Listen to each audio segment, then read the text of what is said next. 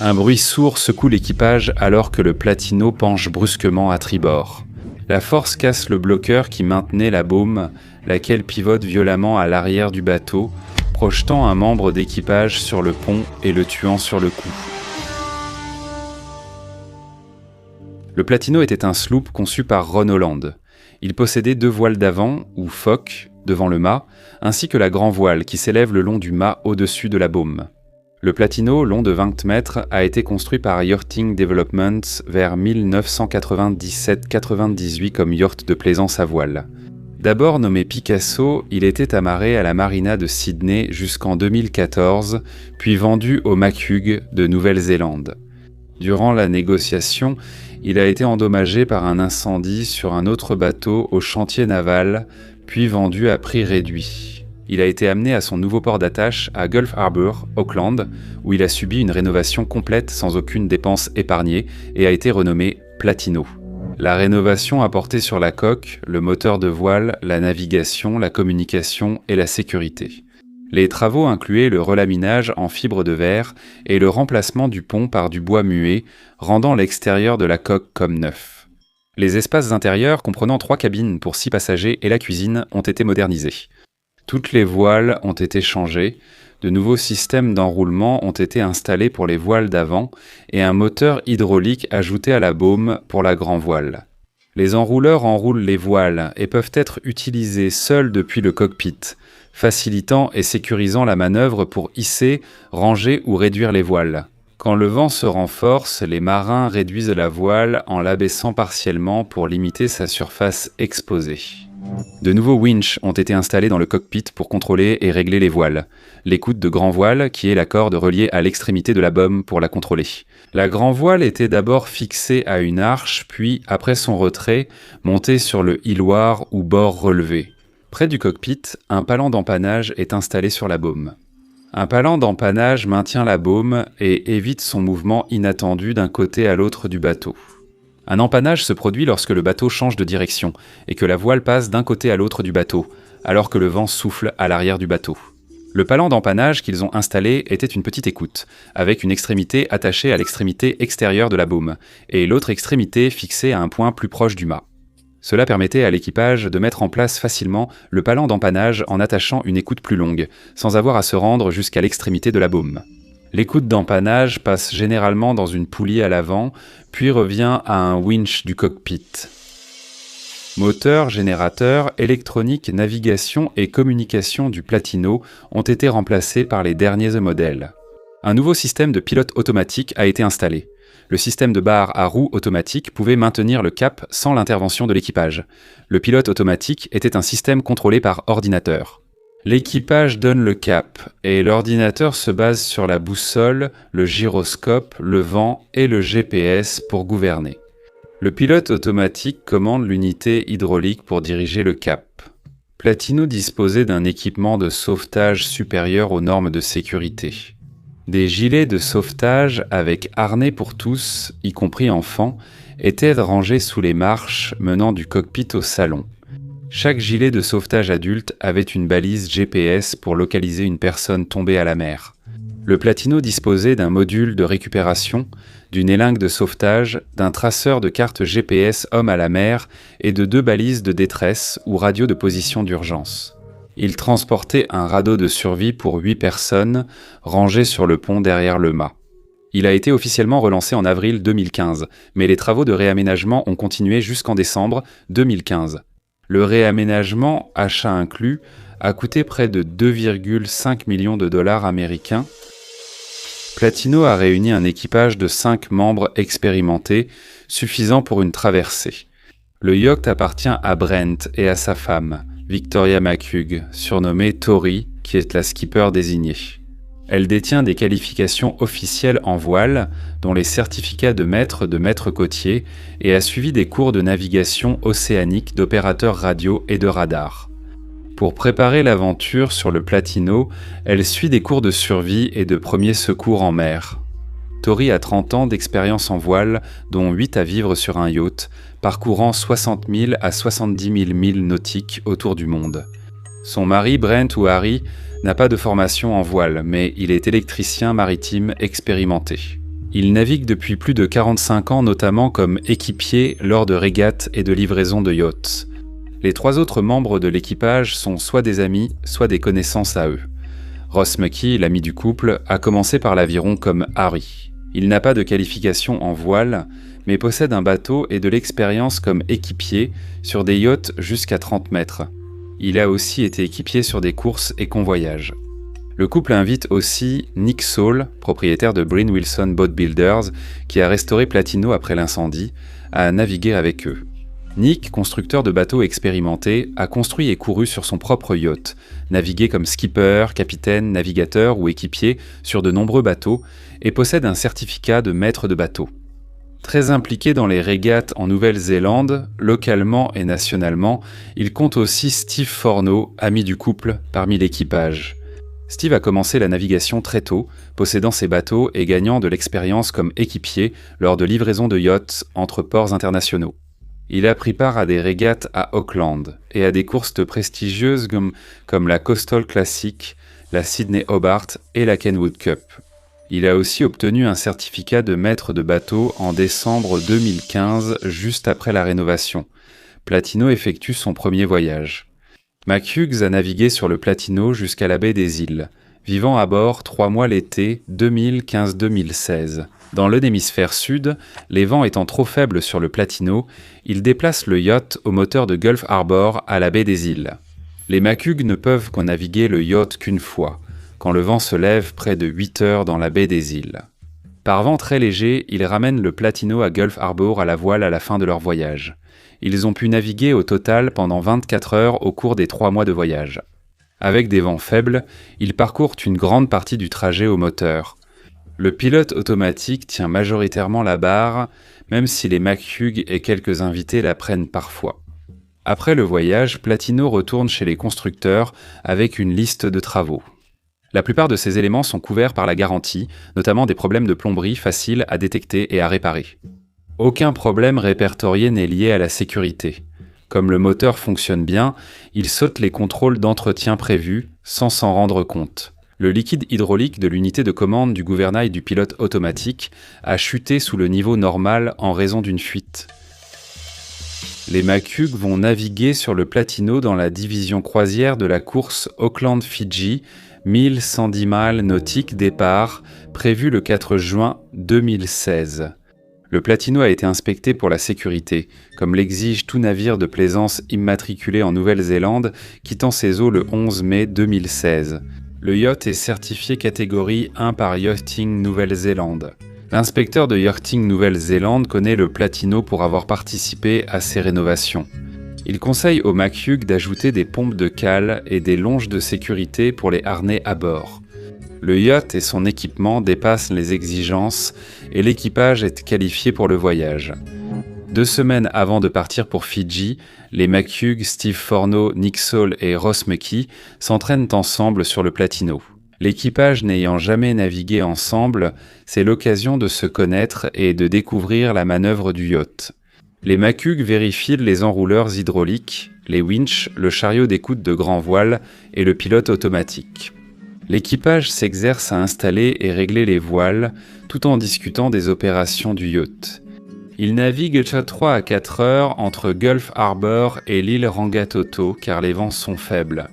Ils n'installent pas le tangon d'empannage, n'en discutent pas, ni ne détaillent l'équipement de sécurité ou pratiquent les procédures d'urgence. C'est juste pour se familiariser avec le yacht et apprendre à se connaître comme marins. À l'approche du 4 juin, les McHughes se retirent de la course parce que la remise en état prend du retard et qu'ils ont des engagements professionnels. L'équipe compte poursuivre l'aventure plus tard. Ils repoussent leur départ pour les Fidji au 11 juin, une bonne fenêtre météo pour la majeure partie du voyage. Le 11 juin à 11h, la douane néo-zélandaise autorise le Platino au quai Marsden à Auckland. Le vent étant trop faible pour la voile, les McHughes utilisent le moteur toute la journée, suivant un cap à la boussole avec le pilote automatique et un équipier en veille. 4 membres de l'équipage alternent, 2 heures de veille, 6 de repos. Durant leur quart, ils consignent position et progrès dans le journal de bord et sur les cartes.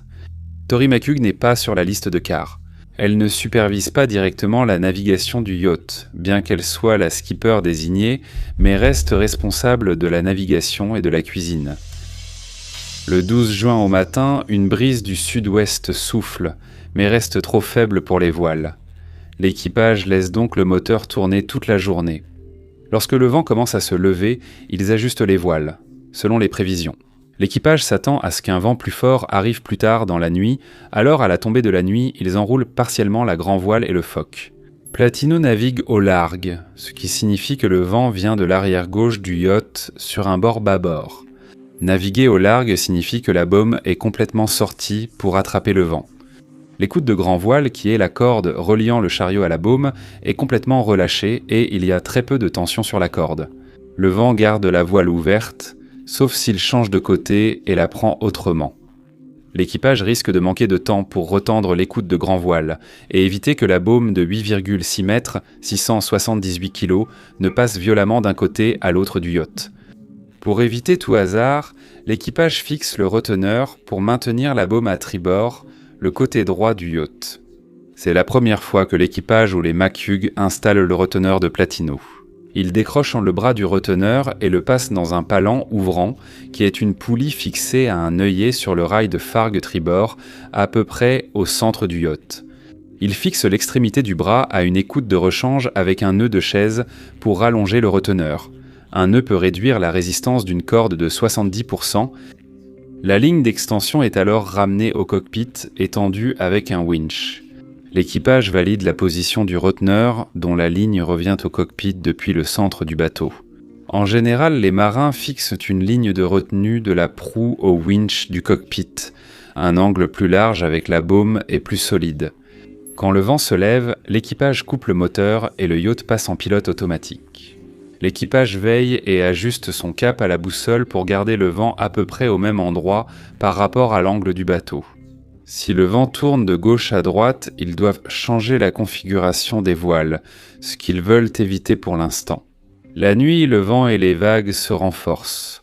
Platino maintient l'équipage à l'aise. Ils profitent de la navigation de nuit et regardent le lever du soleil sur l'océan à l'aube du 13 juin. Platino se trouve à 305 milles nautiques au nord-nord-est du Cap Ranger, le point le plus au nord de la Nouvelle-Zélande. Le vent souffle entre 30 et 35 nœuds venant du sud, avec des rafales allant jusqu'à 48 nœuds. Les instruments enregistrent ces valeurs alors qu'ils naviguent au portant, vent arrière. Le vent fort a agité la mer, produisant une houle de 2 mètres venant du sud. Une houle de 3 mètres arrive du nord. Des vagues et une houle opposée se croisent, provoquant une mer agitée et imprévisible. Mais cela ne dérange pas l'équipage expérimenté qui profite de son petit déjeuner dans le cockpit. De 9h30 à 10h30, ils font le point sur leur quart de la nuit et planifient la journée. Ils expliquent comment leur cap a changé dans la nuit pour garder un angle sûr avec le vent, passant du nord au nord-ouest. Le vent soufflait du sud-ouest et vient maintenant du sud. Ce nouveau cap les emmène en direction de la Nouvelle-Calédonie au lieu des Fidji. L'équipage élabore un plan pour reprendre la bonne route, car le vent doit tourner au sud-est plus tard dans la journée. L'équipage attendra le changement de vent avant de mettre le cap tribord. Le vent viendra du côté droit du yacht, les ramenant sur la bonne route vers les Fidji. Platino navigue vent dans le dos. Pour changer de cap, ils ont 2 options. Traverser le vent, ce qui fait passer la direction du vent du côté gauche au droit du yacht. Lorsque cela se produit, le plan de voilure doit passer du côté droit au côté gauche du yacht. Ils peuvent empanner le yacht pour garder le vent dans le dos ou virer de bord en passant face au vent. Lors d'une rotation complète du yacht face au vent, l'empannage par vent fort doit être bien contrôlé en raidissant l'écoute de grand voile, reliant chariot et baume. Si la voile échappe à leur contrôle sous un vent fort, elle peut s'abattre violemment sur le bateau, endommager le gréement ou blesser un membre de l'équipage. L'équipage décide de virer de bord, ce qui est une approche prudente et une option plus sûre. Par des vents de 30 à 35 nœuds, virer de bord réduit la pression sur la voile et permet à l'équipage de contrôler la baume lors de son passage de l'autre côté. La direction du vent est similaire aux prévisions météorologiques, mais la vitesse du vent est plus élevée que prévu. Après le petit déjeuner, Harry Ross et Steve descendent sous le pont, tandis que Tori McHugh, le skipper et propriétaire, et Nick Saul, le constructeur du bateau, restent dans le cockpit. Vers 11h, l'unité hydraulique du gouvernail commence à fuir. Avant le changement de cap, un bruit sourd et un choc secouent Platino qui vire brusquement à tribord. Tori pense qu'une vague scélérate a frappé le bateau, mais il n'y a aucune vague.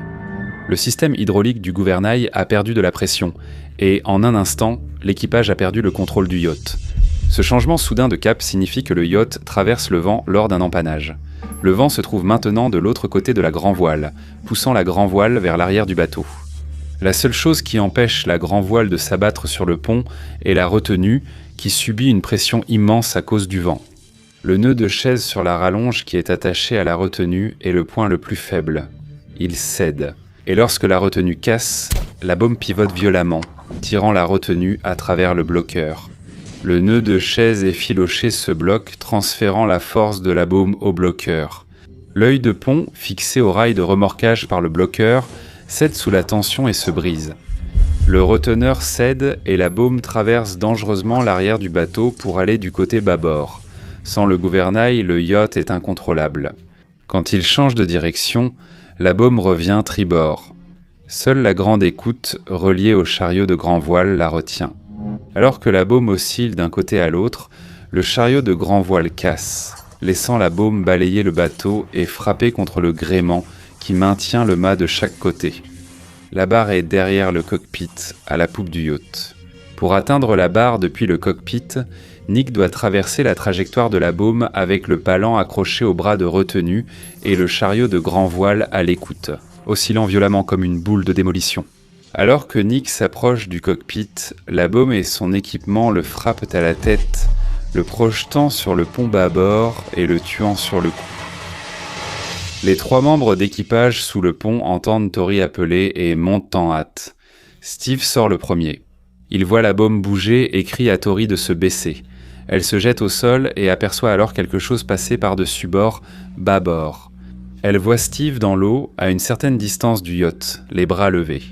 Le yacht dérive hors de contrôle, s'éloignant de Steve, tandis que Harry et Ross luttent pour atteindre la barre. À l'arrière du yacht, ils s'accroupissent pour éviter la baume et son accastillage qui fouette.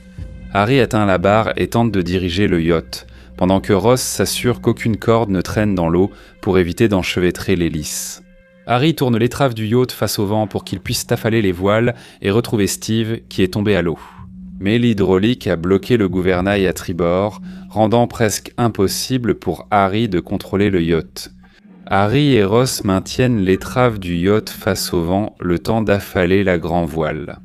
La baume continue de balancer violemment à l'arrière du yacht alors qu'il roule dans la mer agitée.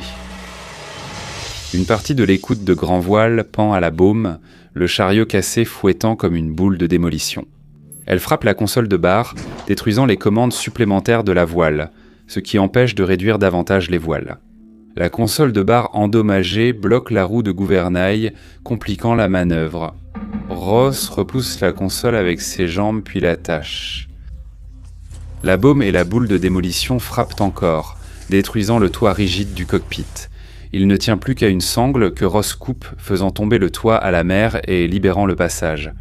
La baume et son mécanisme arrachent la table du cockpit du pont et la jettent par-dessus bord. Ensuite, la coque se trouve sur la trajectoire de la dévastation. L'un des rayons se brise en morceaux, rendant la tâche déjà difficile de tourner la roue encore plus compliquée. La boule de démolition heurte les rails tribord à l'arrière du yacht, les renversant pendant que les hommes tentent de contrôler Platino. Distrait par la baume qui oscille, le yacht suit une trajectoire irrégulière, passant 2 fois devant Steve alors qu'il lutte pour rester à flot. L'équipage voit Steve mais ne peut pas l'aider. Ils n'ont ni discuté ni pratiqué les manœuvres ou l'équipement de sécurité. Un module GPS a lancé à une personne tombée à l'eau et une élingue reliée au bateau sont proches. Harry et Ross sont près de la barre. Mais ils peinent à reprendre le contrôle du bateau, évitent la baume et son effet destructeur, sans penser à utiliser leur dispositif de sauvetage. Au moment précis où ils aperçoivent Steve, Tori descend sous le pont pour donner l'alerte et demander de l'aide. Elle tente d'activer la fonction Homme à la mer sur le traceur. Le bouton Homme à la mer marquera et enregistrera avec précision l'emplacement du yacht au moment où le bouton est pressé. Il affichera la distance et la direction du yacht ainsi que le temps écoulé depuis son activation. La précision dépendra surtout de la rapidité d'activation de la fonction Homme à la mer et de la vitesse du navire. Paniquée, elle oublie d'appuyer 3 secondes sur le bouton Homme à la mer et ne vérifie pas son activation. Ils ne l'ont jamais pratiqué sur ce nouveau navire. Tori lance plusieurs appels de détresse à la radio du yacht sans obtenir de réponse. Elle essaie ensuite d'activer l'une des balises radio de position d'urgence du yacht, ou EPIRB, mais elle n'arrive pas à l'allumer. Si elle en active une, un signal de détresse et les coordonnées seront envoyées au secours. Ross titube dans la cabine et tente de l'aider. Il ne parvient pas à activer l'EPIRB, différent de celui qu'il connaît. Tori le confie à Ross et prend le téléphone satellite. Elle tente de joindre ses frères à 11h05 sans réponse et vérifie ses contacts. En tête de liste figure l'architecte naval impliqué. Pendant la remise à neuf du Platino à 11h12, l'architecte naval répond à son téléphone et apprend la situation du Platino. Ross lit attentivement la balise de détresse et, après quelques minutes, active un dispositif. À 11h15, peu après la chute de Steve à l'eau, le signal de détresse est capté à 11h24 par les secours. L'architecte naval contacte alors le centre de coordination des secours de Nouvelle-Zélande au nom du Platino. Le centre de secours informe la Royal New Zealand Air Force, qui dépêche un avion Orion pour rechercher le Platino. À 12h54 90 minutes après l'appel de détresse, l'Orion arrive sur les lieux de l'accident du Platino. L'avion contacte le Platino pour les coordonnées via la fonction Homme à la mer du traceur, mais celle-ci n'a pas été activée. Elle leur indique la position de mémoire. L'équipage de l'Orion lance une recherche en étoile sur 5000 nautiques, sans retrouver Steve. La baume continue de balancer de façon incontrôlable, et la force frappe les haubans, faisant trembler tout le bateau. À 20h, le Pataras, hauban retenant le mât à l'arrière du bateau, casse et le mât tombe à bâbord. Pour la première fois en près de 9 heures, Harry et Ross n'ont plus besoin de se baisser à chaque passage de la baume au-dessus d'eux. Ils descendent donc sous le pont pour se reposer et réfléchir à la suite des événements. Sous le pont, ils entendent le gréement cogner et frotter contre la coque, le mât traîner dans l'eau. Ils doivent le couper avant qu'il ne perce la coque et inonde le yacht. Ils préparent d'abord le radeau de sauvetage pour pouvoir s'échapper s'ils n'y arrivent pas. Le radeau de sauvetage pour 8 personnes de 46 soudes est sur le toit de la cabine. Ross fait glisser lentement le mât le long du pont et le sécurise dans le cockpit. Harry et Ross attachent leur harnais au yacht et avancent mais prudemment vers le mât, suspendu au-dessus du bord. Ross éclaire la scène avec une lampe torche, tandis que Harry coupe les câbles en acier inoxydable du mât avec une meuleuse d'angle sans fil. Les câbles étant sous tension, ils doivent éviter d'être frappés s'ils fouettent en arrière. Au fur et à mesure qu'ils coupent, les hommes libèrent lentement le mât. Ils tombent sur le côté du yacht, mais le gréement en acier à la proue reste attaché, maintenant le mât qui agit comme une ancre pour le yacht. Il ne frotte plus contre la coque, alors les deux hommes décident de le laisser tel quel. Ils retournent vers le cockpit et la barre. Ils attachent fermement la barre à roue complètement sur bâbord. Et après une journée longue, difficile et traumatisante, Harry, Tori et Ross s'endorment dans le salon, épuisés. Pendant la nuit, le yacht perd sa direction et commence à prendre l'eau. Le 14 juin, l'équipage se réveille sur un bateau en train de couler, appelle à l'aide et se prépare à abandonner Platino. À 15h, le porte-conteneur Southern Lily répond à l'appel de détresse de Platino dans une mer agitée avec une houle de 3 mètres. L'équipage du Southern Lily lance des cordages à Platino et amarre le yacht au grand porte-conteneur. Le Platino percute la coque du porte-conteneur, aggravant les dégâts du yacht. L'équipage du Southern Lily lance des cordes au yacht. Tori, Harry et Ross s'y accrochent et sont hissés à bord. Nick reste sur le yacht. Il laisse le Platino à la dérive avec la balise de détresse activée pour suivre sa position. Ensuite, le Southern Lily poursuit sa route vers Auckland. Le 15 juin au matin, l'armée de l'air arrête officiellement les recherches du membre d'équipage disparu. Le corps de Steve reste introuvable. Quelques jours plus tard, les autorités localisent le Platino et le remorquent à Whangarei, Nouvelle-Zélande, avec le Tug maritime. La Nouvelle-Zélande a enquêté sur l'incident du Platino. L'enquête a conclu que l'équipage ne connaissait pas bien l'équipement du yacht et n'avait suivi aucune formation à bord. Ils n'ont pas su exploiter efficacement tout leur équipement. Yachting Nouvelle-Zélande a recommandé que les propriétaires et les skippers élaborent un plan d'action écrit pour faire face aux situations d'urgence et s'assurent que l'équipage maîtrise le rangement et l'utilisation de tout l'équipement clé de sécurité et de communication d'urgence. L'équipage devrait effectuer des exercices d'urgence pour simuler l'utilisation de ces équipements, ou au moins en discuter en détail. En fin de compte, le skipper porte l'entière responsabilité de la sécurité de l'exploitation du yacht et de la protection de son équipage. Selon moi, le skipper du Platino n'était skipper que nominalement, vu les qualifications et l'expérience de Tori. Il semble que les décisions aient été prises par un comité, non par le skipper. L'équipage a pris des décisions sur l'installation du bras de retenue, sans expérience préalable sur ce bateau. Le skipper non plus ne l'avait jamais fait. Mais quand on lui a demandé, elle ignorait comment l'équipage l'avait installé.